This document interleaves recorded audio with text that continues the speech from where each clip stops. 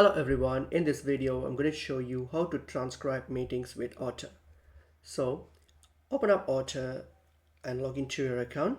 So once I've logged into your account, so there is like a couple of ways how you can transcribe meetings using this platform. So firstly, you can like actually use the Otter to like do a live transcription. So for example, if you are here logged in, if you click on the record option here, okay, you can ask the platform to start a live transcription directly from your mic. Okay, so even when they speak or when you let us speak, the auto will transcribe it in real time. Okay, and once you're done, you can hit on stop. So that's one way of doing it. Another way is if you already have a pre-recorded file, so you can click on these import option here. So you can simply click on the import option and then upload the file or your meeting file. If you already have a pre-recorded one, you can just add that in here.